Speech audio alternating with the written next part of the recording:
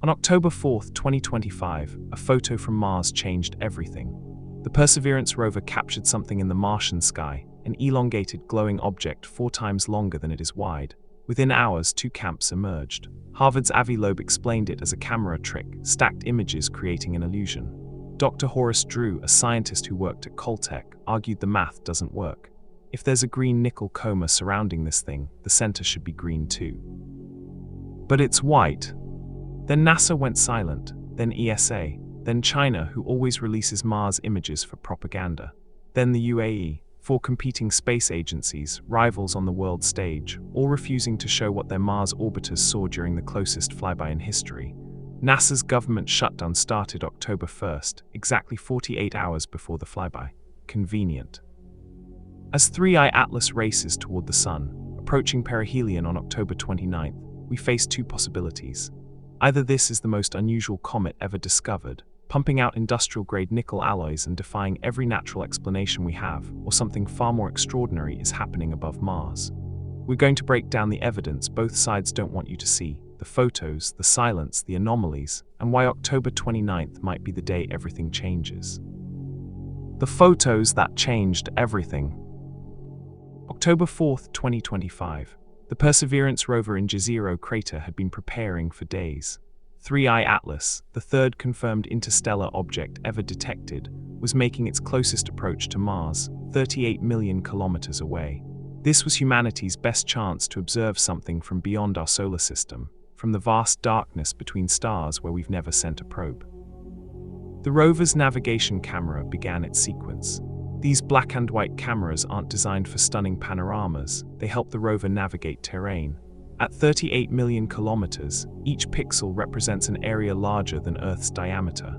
You won't see fine details, but you should see rough shapes, especially when multiple images are combined. Amateur astrophotographers monitoring the raw feeds began stacking hundreds of nav-cam frames taken over approximately 10 minutes. The stacking process is common. Random noise averages out while real signals add up. When those images were stacked, something appeared. Not a circular dot with a tail like every comet we've seen from Earth. What appeared was a stripe, an elongated feature roughly 4 times longer than it was wide, glowing against the background stars. Critically, it appeared white in the center, with hints of green around the edges. The image exploded across social media. Reddit threads accumulated hundreds of comments. YouTube channels rushed to analyze pixels, and at the center was a question carrying enormous weight. What are we actually looking at? Avi Loeb's explanation came quickly. The elongation was an artifact of how cameras work when objects are moving. 3i Atlas was traveling at about 67 kilometers per second relative to the Sun. From Mars's perspective, the object was screaming across the sky. Over 10 minutes, it would travel roughly 50,000 kilometers. Stacking hundreds of frames creates a time lapse. The object's motion gets smeared, creating the illusion of elongation. Like photographing a car at night with long exposure, the car appears as a streak of light. Loeb calculated carefully.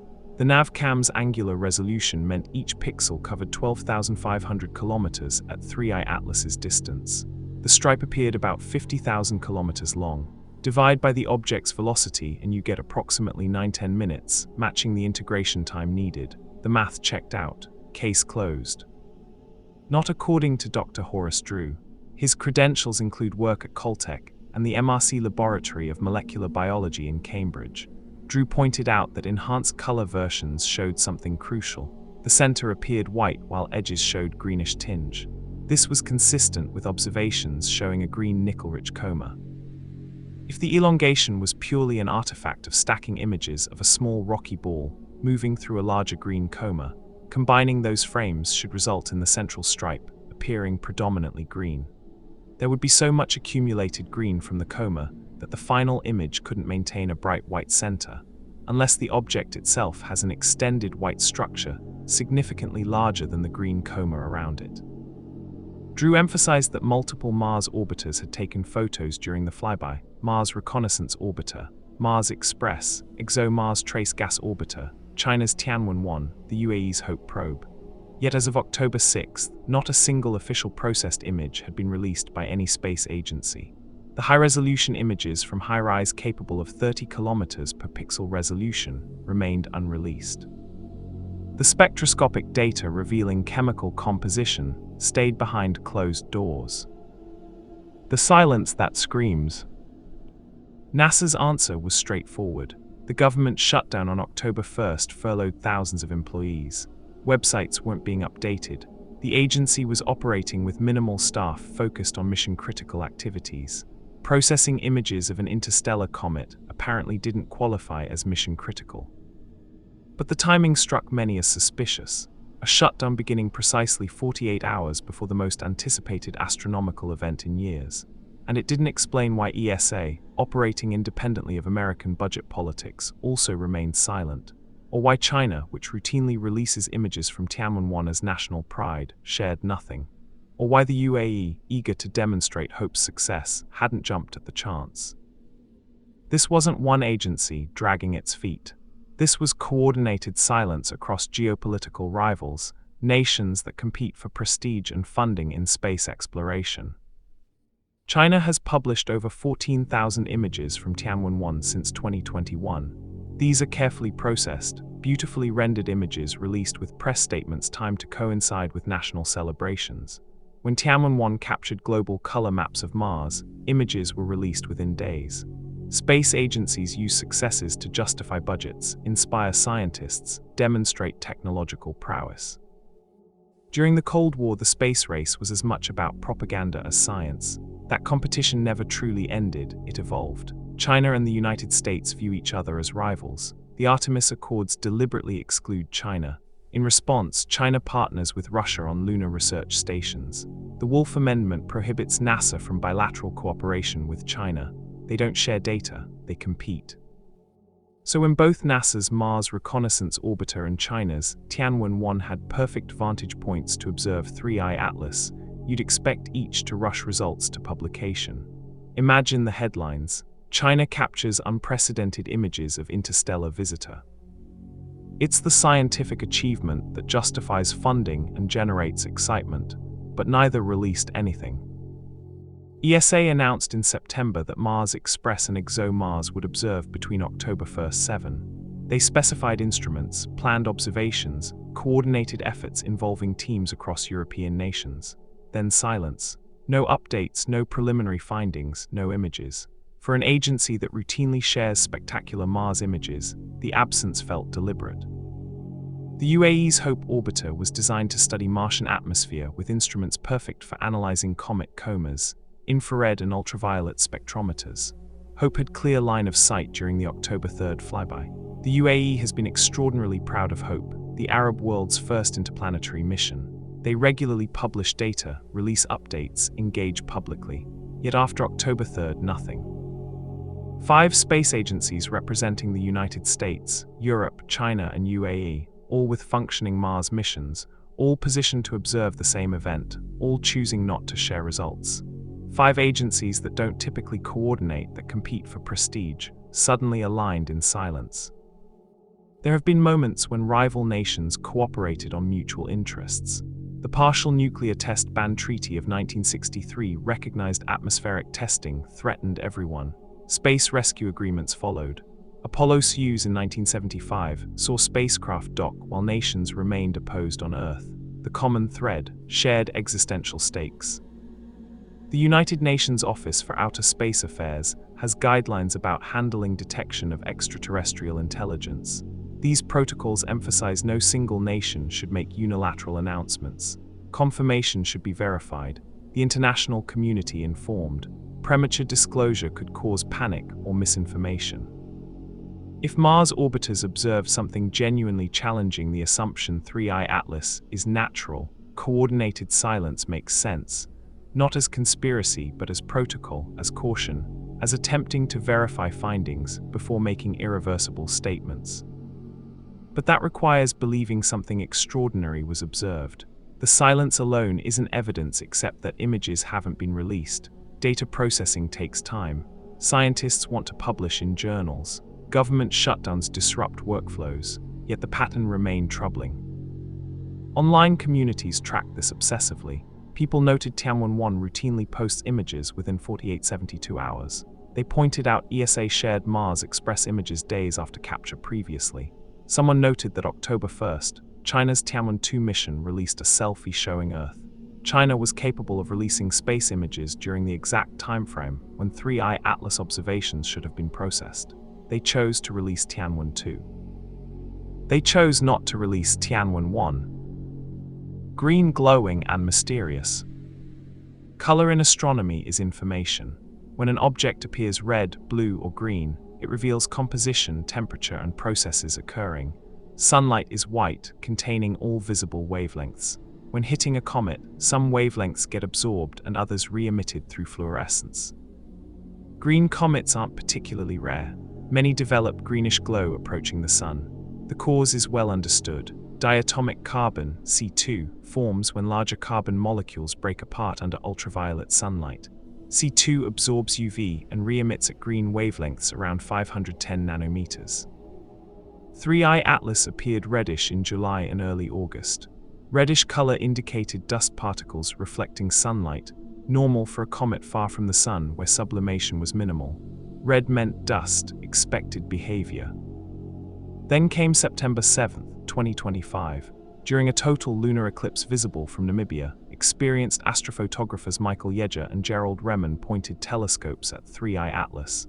The darker skies created ideal conditions. When they processed images, something had changed. 3I Atlas glowed green, a distinct emerald-tinged hue. The shift was dramatic and unambiguous. But when scientists examined spectroscopic data, they couldn't find significant amounts of diatomic carbon. A paper by Luis Salazar Manzano at the University of Michigan found an extremely low ratio of C2 to cyanogen. They concluded 3I Atlas was among the most carbon chain depleted comets ever observed. The comet appeared green, strongly suggesting diatomic carbon fluorescence. But spectroscopic analysis showed the molecule responsible was essentially absent. It's like seeing smoke without fire, hearing a bell that isn't ringing. Several explanations were proposed. Perhaps C2 was present in small amounts, generating green glow efficiently. Another possibility involved different molecules producing green or blue-green light. This is where cyanide enters the story. Cyanogen, CN, is a radical formed from carbon and nitrogen, common in comets. Avi Loeb noted cyanide production from 3I Atlas was increasing steeply as it approached the Sun, following a power law rising with heliocentric distance to the power of 9.38, incredibly steep, much steeper than typical comets. Could cyanogen be responsible for green appearance? Possibly. CN emission bands extend into blue-green wavelengths under certain conditions. If CN was present in unusually high concentrations, the combination might produce observed green hue without requiring large amounts of C2. But this requires 3I Atlas to have very unusual chemistry, not just depleted in carbon chains, but simultaneously enriched in nitrogen-bearing molecules. Why would an interstellar comet have this particular combination? Natural comets from our solar system show composition ranges based on formation location. Oort cloud comets differ from Kuiper belt comets, but 3I Atlas didn't form in our solar system. It formed around another star under conditions we can only infer. Maybe its home system had different elemental abundances. Stars form from gas clouds that aren't perfectly mixed. Some regions are richer in certain elements based on supernovae history. Or maybe 3I Atlas is old. Estimates suggest 714 billion years, possibly twice the Sun's age. If ancient, it formed during cosmic noon, when star formation peaked and conditions differed. These are reasonable speculations grounded in astrophysics. They allow 3I Atlas to remain natural while profoundly strange. But there's competing thought. If you designed a probe to travel between stars, what would you use as propellant? Chemical rockets are inefficient for interstellar distances. You might harness solar energy when passing stars, sublimating volatiles to produce thrust. If you wanted a probe to look like a comet, you might coat it with ices that sublimate predictably. Carbon dioxide would be reasonable, stable at low temperatures, common in space, sublimates vigorously when heated. If your probe used nitrogen-based propellants or coolants, leaks or releases might produce cyanogen as materials interacted with solar radiation. This is speculation.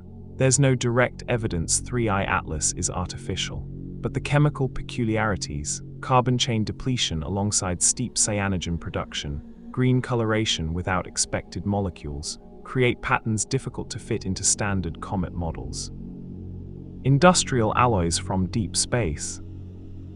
The Very Large Telescope in Chile observed 3I Atlas since July using the UVES spectrograph, particularly good at detecting faint emission lines from metals. When atoms like iron, nickel, sodium, or calcium are present in a comet's coma and excited by solar UV, they emit light at specific wavelengths, fingerprints revealing how much of each element is being released. The team monitoring 3I Atlas detected nickel emission lines when the comet was still beyond 3 astronomical units from the Sun, 3 times farther than Earth. At that distance, solar heating is weak. It should be far too cold for metals to sublimate. Yet there they were, nickel emission lines, clear and unmistakable. As 3I Atlas moved closer, those lines didn't gradually brighten, they exploded. Between late July and late August, the nickel production rate increased by a factor of 25 times more nickel per second in 1 month. The team modeled this increase and found it followed a power law. Production rate scaled with heliocentric distance raised to the power of 8.43. That's extraordinarily steep. Most comet emissions scale with distance raised to -2 to -4. Water sublimation follows inverse square -2 because it's driven by solar heating. A power of 8.4 means production rate is exquisitely sensitive to distance. It's not gentle increase, it's explosive. That pattern doesn't match simple thermal sublimation. Then there's the iron problem, or lack thereof. The same observations detecting nickel also searched for iron. Iron should be there. In every meteorite, asteroid, and cosmic material sample ever analyzed, nickel and iron appear together. The ratio varies, but they're always both present. In early observations of 3I Atlas, iron wasn't detected at all. As the comet moved closer and nickel signal grew stronger, iron finally appeared, but only when inside 2.64 AU. Even then, the nickel-to-iron ratio was extreme, much higher than any solar system comet or the previous interstellar Comet 2I/Borisov. The authors described this as extremely puzzling. When researchers use such phrases in peer-reviewed papers, they're signaling they've exhausted conventional explanations. Why is nickel separating from iron? In terrestrial industry, we know exactly how. The Mohn process developed in the 1890s uses carbon monoxide to form nickel carbonyl, a volatile compound separable from iron-rich ore. You heat ore with carbon monoxide at moderate temperatures. Nickel reacts to form nickel carbonyl gas, which boils at 43 degrees C. You collect the gas, then heat it to higher temperatures where it decomposes back into pure nickel metal and carbon monoxide. It's how we make high-purity nickel for electronics, corrosion-resistant alloys, nickel plating that protects steel components. It's standard metallurgy. And it's apparently happening on 3I Atlas. The natural alternative requires invoking nickel carbonyl formation through processes never observed in comets. If the comet contains nickel-bearing minerals and carbon monoxide, which it has in abundance, solar heating could drive reactions forming nickel carbonyl. That compound is volatile enough to sublimate at relatively low temperatures. Iron could remain bound in different minerals that don't form analogous volatile compounds. But that's many ifs. It requires very specific mineralogical composition, unlike anything seen in solar system comets. It requires conditions preferentially forming nickel carbonyl while suppressing iron carbonyl. And it requires these exotic conditions to be common enough that an interstellar comet would naturally exhibit them. The alternative is that nickel's signature isn't from natural sublimation at all, it's from a manufactured surface. Nickel is extensively used in spacecraft construction. Nickel alloys are favored for components exposed to radiation, extreme temperatures, and corrosive environments. Fuel tanks are often nickel-plated. Spacecraft use nickel steel or nickel titanium alloys. If 3I Atlas were artificial with metallic hull or framework, solar heating would cause surface materials to outgas. Coatings would vaporize. If the structure used nickel-rich alloys, sensible for an interstellar probe needing durability and radiation resistance, you'd expect nickel emission. And you'd expect it to follow steep power law if emission was driven by threshold effect. Imagine a probe covered with insulating material accumulated during billions of years in interstellar space. As solar heating intensifies, outer layers sublimate, but underneath the metallic structure remains protected. Then at a certain temperature threshold, insulation becomes thin enough that heat reaches metal surface. The metal itself begins heating rapidly and volatile compounds associated with it start vaporizing. That transition would be sharp, below threshold minimal emission. Above it, rapidly increasing emission as more metallic surface becomes exposed. The steep power law would naturally emerge from this threshold-activated process. Other metals were searched for in spectra. Sodium, common in many solar system comets producing bright yellow emission, wasn't detected in significant amounts. Calcium was absent. It was specifically nickel with distinctive green emission lines that dominated. Temperature calculations deepened the puzzle. Even at 2.1 AU, 3I Atlas should have surface temperature around 200 Kelvin, far below the roughly 1000 Kelvin needed to sublimate silicate minerals. Yet nickel was being released efficiently. Either the surface was much hotter than thermal models predicted, or nickel wasn't coming from direct sublimation of minerals, but from some other process. Nickel carbonyl formation would work at lower temperatures, which is why it's the favored natural explanation. But forming it requires the right chemical environment, minerals, and ratios. And there's one more detail. The cyanogen production followed even steeper power law than nickel. CN emission rate scaled with distance to the power of 9.38. If invoking natural chemistry to explain both nickel and cyanide, you need whatever process is happening to produce both in rapidly increasing amounts with consistently steep dependencies on solar distance. Put nickel and cyanide together, both increasing steeply, both following power laws suggesting threshold effects rather than simple thermal sublimation, both defying easy explanation through conventional comet chemistry. Both, interestingly, have industrial or technological relevance. Nickel in alloys and plating, cyanide compounds in chemical synthesis and materials processing. As perihelion approached on October 29th, when the comet would reach closest point to the Sun at 1.36 AU, metal emissions would reach peak intensity. If patterns held, nickel production would increase by additional orders of magnitude. That moment when solar heating was maximum, when outgassing would be most intense, would be the moment of truth. 7 impossible things before perihelion. Avi Loeb published a summary of what he called the 7 anomalies of 3I Atlas. Understanding them as a complete set reveals where the real weight of mystery becomes apparent. First anomaly, size and mass. When discovered in July, astronomers measured brightness and worked backward. Assuming 5% albedo typical for asteroids and comet nuclei, brightness implies diameter roughly 20 kilometers. That's enormous for an interstellar object. Oumuamua was estimated 100 meters across. 2A/Borisov was around 1 kilometer. Now 3I Atlas potentially 20 times larger than Borisov and 200 times larger than Oumuamua.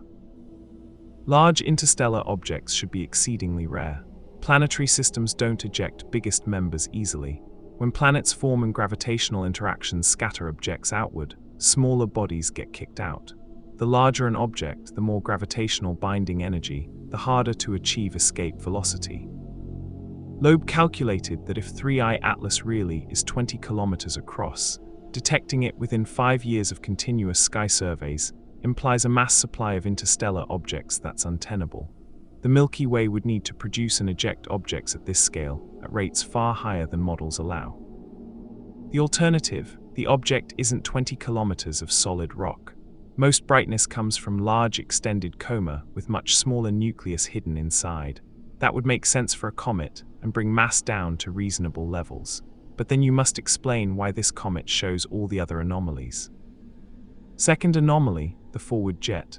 When Hubble Space Telescope imaged 3I Atlas on July 21st, pictures showed scattered sunlight extending toward the Sun, not away from it. Comets develop tails pointing away because radiation pressure and solar wind push gas and dust outward. But 3I Atlas showed the opposite, a sunward extension, an anti-tail. Loeb and colleague Eric Quito analyzed the Hubble image and determined glow extended about 10 times farther toward the Sun than perpendicular or away. Factor in viewing geometry, and the ratio becomes even more extreme. Antitails aren't completely unknown.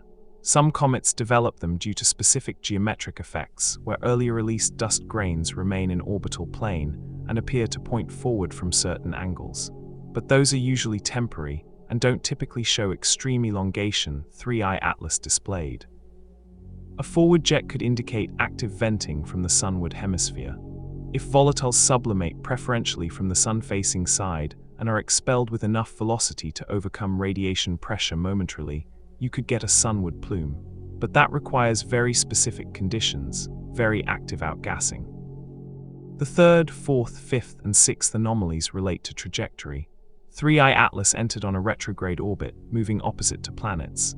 Its orbital plane is tilted about 5 degrees relative to the ecliptic.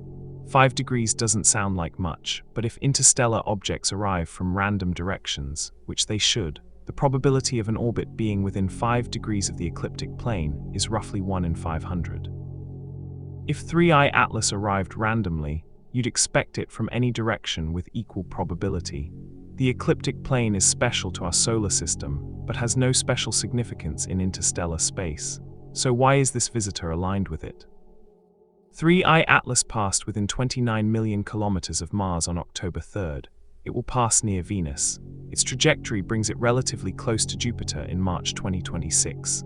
Loeb calculated the probability that an interstellar object on random trajectory would pass near multiple planets.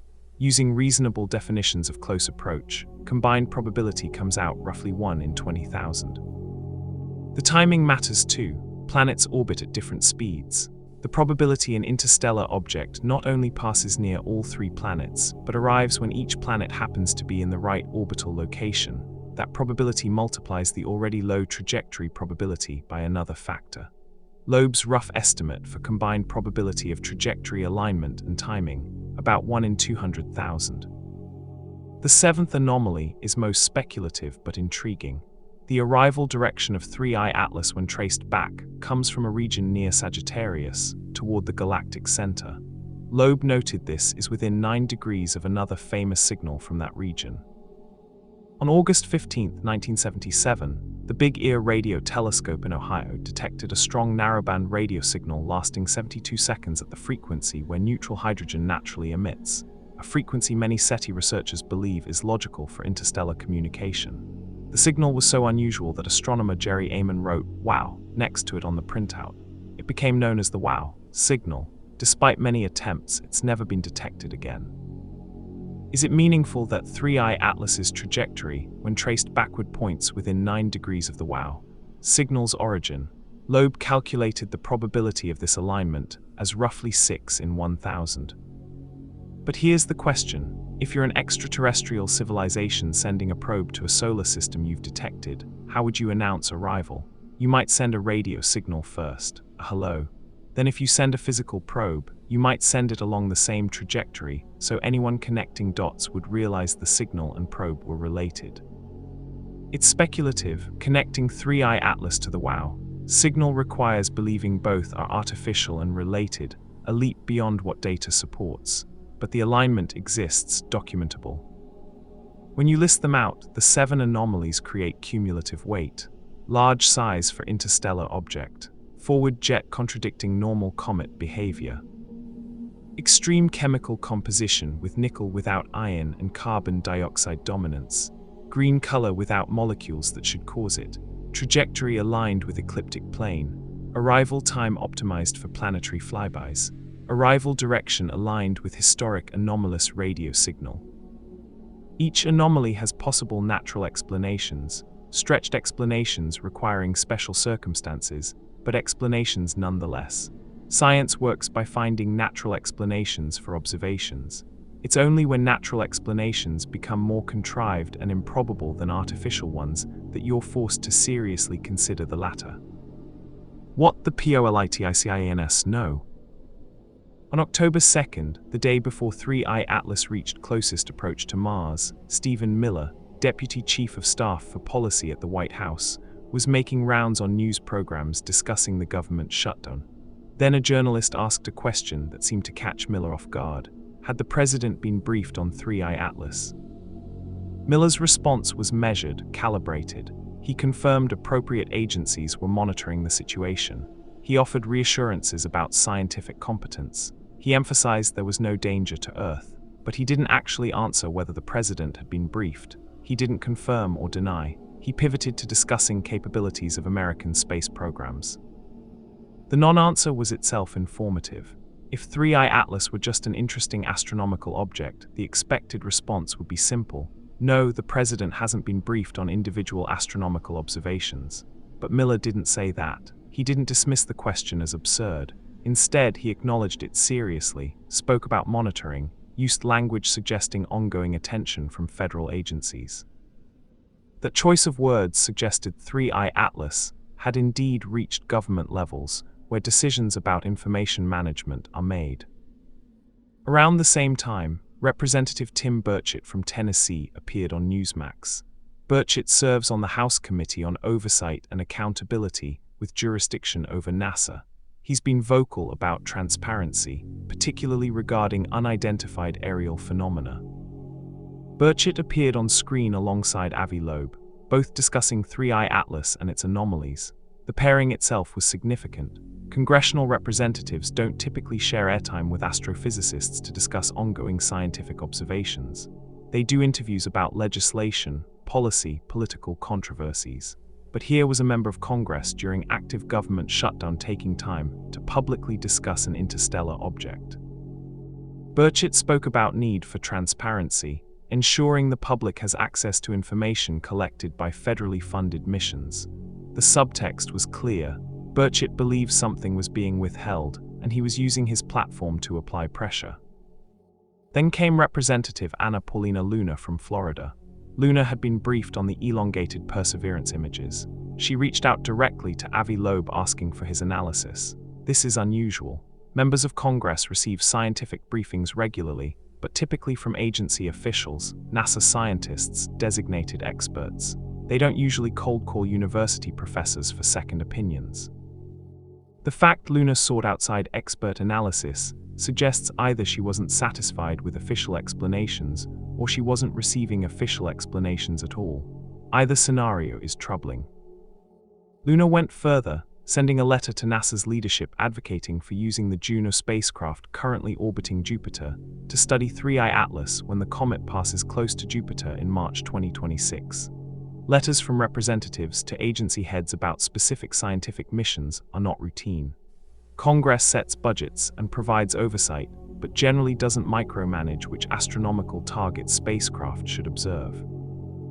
Luna's letter suggested either exceptional constituent interest or exceptional concern, based on information prompting her to personally intervene. The pattern across these political engagements pointed to something. Multiple members of Congress from different committees expressing interest, White House staff being questioned about presidential briefings, scientists invited to share platforms with politicians. This doesn't happen for typical astronomical discoveries. Consider the comparison. When the first image of a black hole was released in 2019, it was front-page news, a scientific triumph, but no members of Congress appeared on television to discuss it. The White House didn't issue statements, or take discovery of phosphine in Venus's atmosphere in 2020, briefly suggesting possibility of microbial life. That generated excitement and debate, but again, no political involvement beyond routine NASA press releases. 3I Atlas was different, and the difference seemed to be precisely the ambiguity, the unresolved questions, the possibility interpretations might shift based on what data actually showed. There's historical precedent.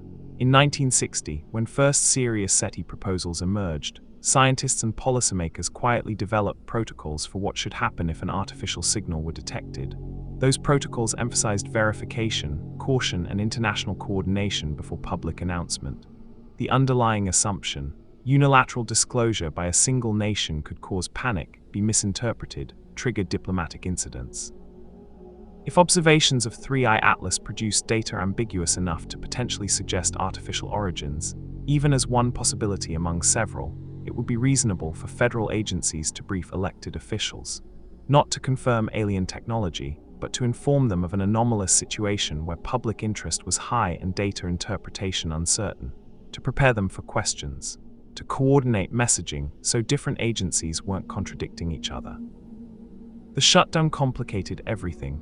During normal operations, NASA has public affairs officers, prepared statements, coordinated communication strategies. But during shutdown with skeletal staff, that infrastructure breaks down.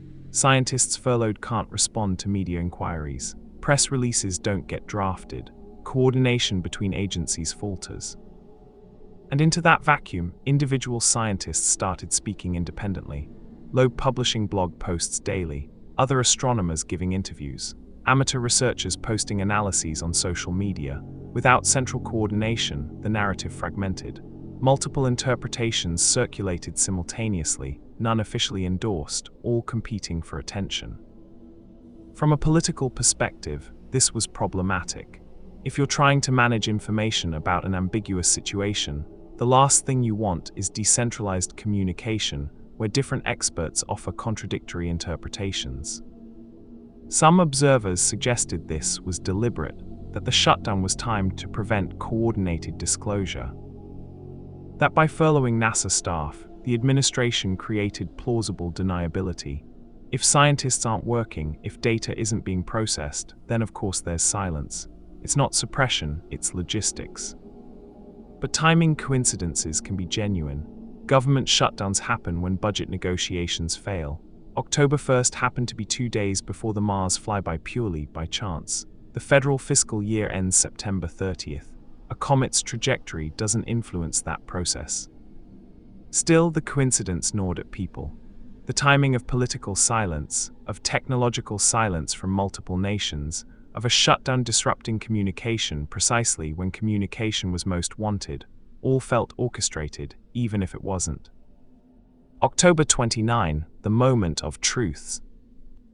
Perihelion is not merely a point on an orbit, it's a crucible. For comets, it represents maximum stress, maximum energy input, maximum activity. At 1.36 AU, where 3I Atlas would reach perihelion, solar radiation would be about 730 watts per square meter. For an object that spent billions of years in the cold of interstellar space, where temperatures hover just degrees above absolute zero, this represented a shock. If the steep power laws governing nickel and cyanide production held, perihelion should trigger an eruption of outgassing dwarfing anything observed earlier. The Solar and Heliospheric Observatory, SOHO, has been watching the Sun continuously since 1995. Positioned at the L1 Lagrange point, SOHO maintains permanent view of the solar disk and space immediately around it. Its coronagraphs can detect objects passing near the Sun. SOHO has discovered thousands of comets, most of them small sun grazers that plunge close and often disintegrate. Parker Solar Probe presented another opportunity. This NASA mission flies closer to the Sun than any previous spacecraft. Its WISPR instrument has field of view that can capture objects in the inner solar system. Mission planners calculated that between late September and early November, WISPR should be able to observe 3I Atlas peripherally. The spacecraft that could have provided best perihelion observations was ESA's JUICE, the Jupiter Icy Moons Explorer. JUICE's trajectory placed it in excellent position to observe 3I Atlas in November, about 2 weeks after perihelion. At that point, the comet would still be highly active. JUICE carries multiple cameras and spectrometers designed to study icy moons, perfectly suited for observing a comet. ESA confirmed JUICE would observe 3I Atlas starting November 2nd and continuing through late November. But JUICE observations would come after perihelion. Whatever happened at the moment of closest approach would occur when no spacecraft had optimal view. Ground-based astronomers were completely blind. 3I Atlas remained on the far side of the Sun from Earth's perspective, hidden behind 147 million kilometers of incandescent plasma. No telescope on Earth could observe it. The geometry simply didn't allow it. This observational gap was frustrating for scientists, but it also created a peculiar situation for those who suspected 3I Atlas might be artificial. If something were going to happen, if a maneuver were planned, if systems were going to activate, the moment of maximum solar energy input, while hidden from Earth's direct view, would be optimal time. Some noted this back in July when trajectory was first calculated. Avi Loeb mentioned it in papers, pointing out 3I Atlas would be occulted by the Sun from Earth's perspective during perihelion passage. If you wanted to conduct operations without being observed by one particular planet, arranging perihelion to occur when that planet can't see you would be clever. Of course, this assumes trajectory was designed, which remains purely speculative. Natural orbits don't care about observational geometry from Earth.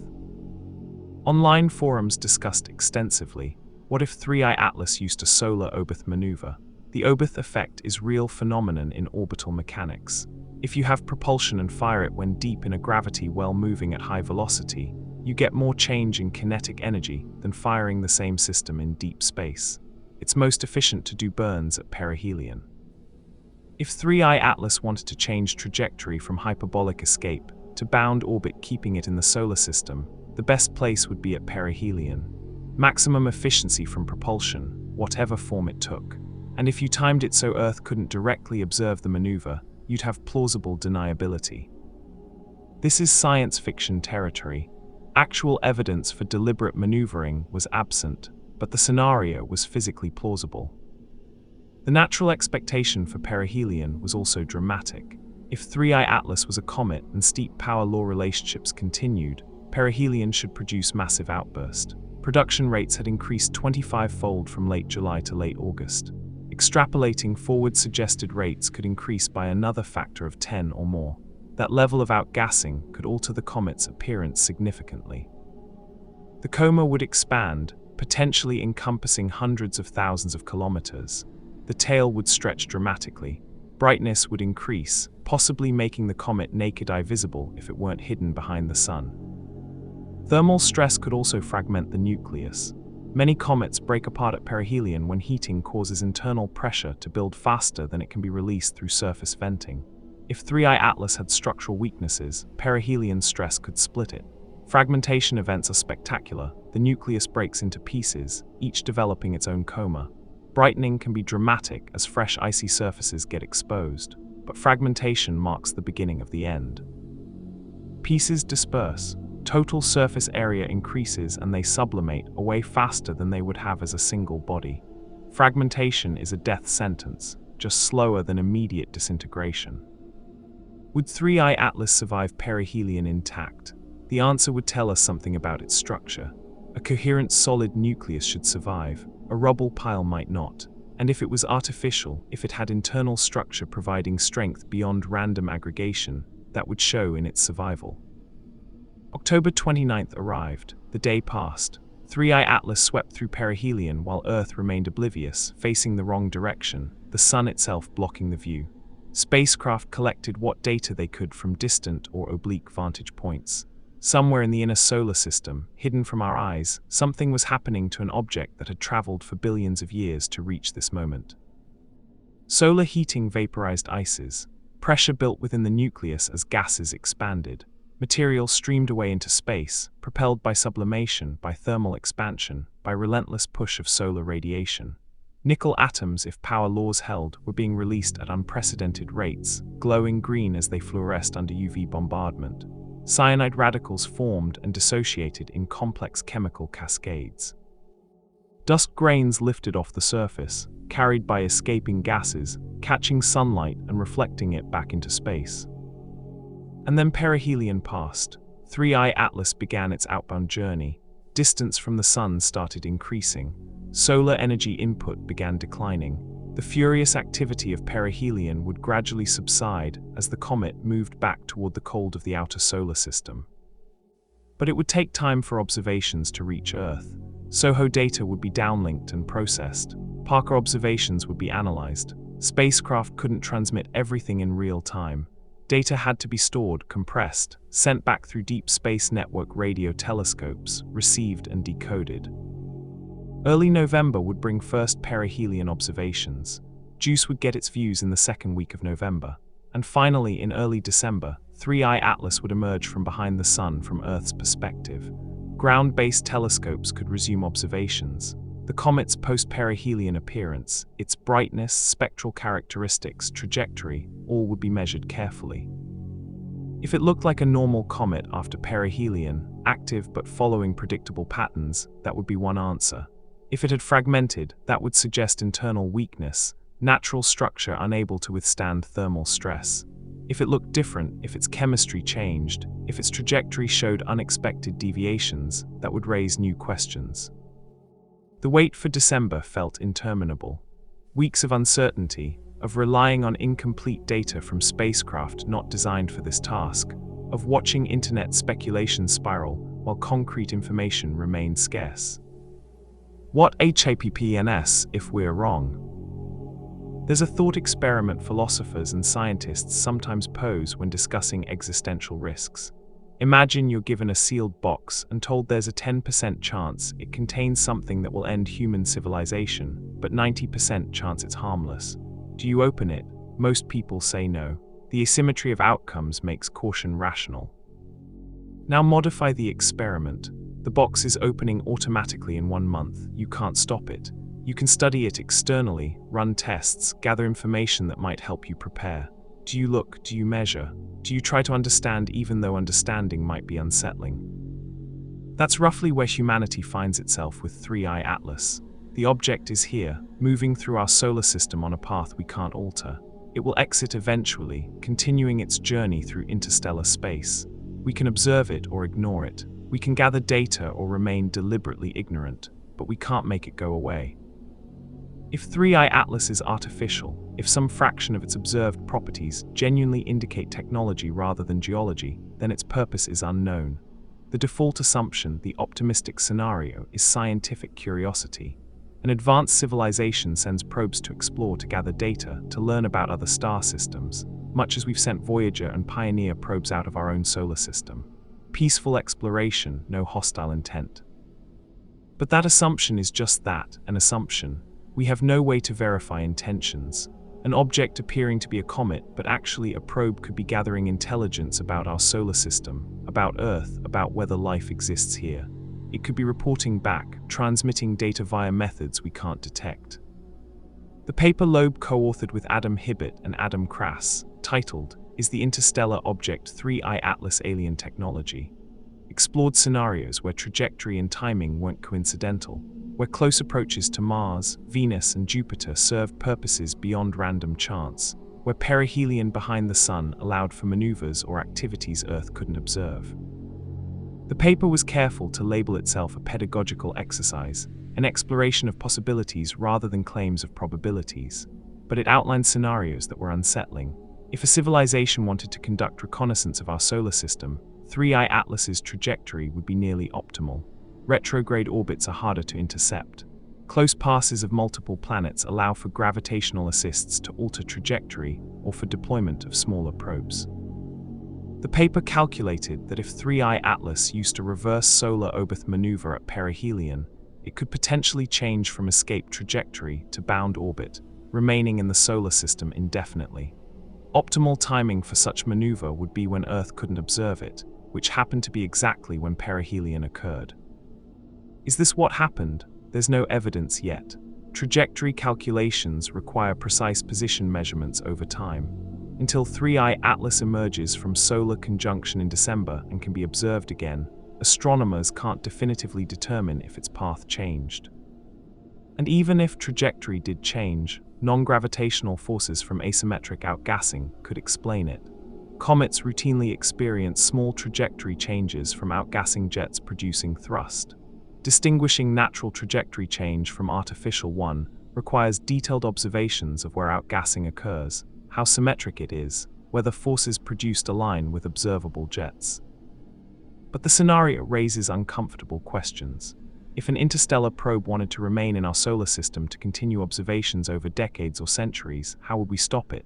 The answer: we couldn't. Our fastest spacecraft travel at a few dozen kilometers per second. 3I Atlas moves at over 60 km/s relative to the Sun. We have no way to intercept something moving that fast. No propulsion system that could match its velocity. No weapons that could reach it. Even if we detected clear evidence of artificial origin, even if we knew with certainty 3I Atlas was technology from another civilization, our response options would be limited to watching and worrying. This is why some argue against aggressive observation. If we're being studied, If our radio and television signals have already announced our presence, does pointing telescopes at an interstellar visitor change anything? Or does it simply confirm we've noticed, we're paying attention, potentially triggering responses we can't predict? Others argue the opposite. Ignorance isn't safety. If something potentially technological is passing through our solar system, gathering as much information as possible is essential. Understanding its capabilities, composition, behavior, that knowledge could be crucial if more such objects arrive in the future. We can't defend against what we don't understand, but we might prepare if we learn enough. Confirmation that 3i Atlas is artificial would mean we're not alone. Not in the abstract sense of believing life probably exists elsewhere, but in the concrete sense of knowing another technological civilization exists and has capability to send objects across interstellar space. That knowledge would fundamentally alter human self-perception. We'd no longer be unique. Our achievements in science, technology, art, philosophy would need contextualizing against existence of others who have likely achieved more, given they've mastered interstellar travel while we've barely reached our own moon. Societal impacts would ripple through institutions. Religions would need to reconcile theologies with extraterrestrial intelligence. Governments would face questions about why they didn't prepare. Scientists would shift priorities toward understanding implications. Economic impacts might be subtle but significant. Military strategies would require complete rethinking. But all this assumes 3i Atlas is artificial, and the probability, most scientists would argue, remains low.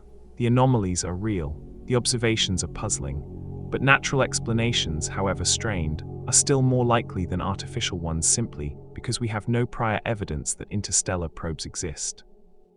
The cost of being wrong, though, is asymmetric. If we assume it's natural and we're wrong, we miss an opportunity to learn, to communicate, to prepare. We might remain ignorant of a presence in our solar system until it acts in ways we can't ignore. If we treat it as potentially artificial and we're wrong, we've expended extra observational resources, published some incorrect papers, and looked foolish to future historians. The cost of treating it as natural when it's artificial is potentially much higher than the cost of treating it as artificial when it's natural. This asymmetry justifies extra caution, extra observation, extra analysis. It justifies taking the possibility seriously, even if probability seems low. In early December, when 3i Atlas becomes visible from Earth again, when telescopes can resume observations and calculate its post-perihelion trajectory, we'll have new data. If it fragmented, that strongly suggests natural origin. Artificial probes don't usually break apart from thermal stress. If its trajectory shows no unexpected changes, that increases likelihood it's a comet following purely gravitational and outgassing influenced motion. If its chemistry remains bizarre, if nickel emission continues, if color and structure raise more questions than they answer, then the debate will continue. And this is the scenario that keeps some scientists awake at night, if the trajectory shows changes inconsistent with natural outgassing, if the object has maneuvered in ways that require acknowledging deliberate thrust, then everything changes. The observational campaign for 3i Atlas's reappearance will be one of the most coordinated efforts in astronomical history, driven not just by scientific curiosity, but by the nagging possibility that this object might be more than it appears. Between now and December, the waiting continues. Data from perihelion slowly trickles in. Scientists analyze SOHO observations frame by frame. JUICE prepares its instruments for November observations. And people wonder in online forums and coffee shops, in university lecture halls and government briefings. The question persists: what is 3i Atlas? Rock or probe? Ancient comet or ancient technology? Natural wanderer or designed explorer? The answer, when it comes, might not be definitive. Science rarely delivers absolute certainty, especially about objects we can only observe from distance with limited data. But the search for that answer continues because understanding what passes through our solar system, understanding whether we're alone or observed, understanding the nature of interstellar visitors, these questions touch the deepest aspects of human curiosity and our place in the cosmos. December approaches, the comet moves through space, and we wait to see what emerges from behind the sun. We've traced the evidence together, the elongated photos from Mars that sparked unresolved debate, the coordinated silence from space agencies across the globe, rivals united in reluctance to share, the green glow that appeared without molecules that should cause it, the nickel streaming into space at rates that defy simple explanation, the 7 statistical improbabilities that accumulate like evidence in a trial where verdict remains undecided, the political whispers at levels where decisions about disclosure are made, and the perihelion passage hidden from our eyes, where solar energy poured onto a surface that had known only the cold of interstellar space for billions of years.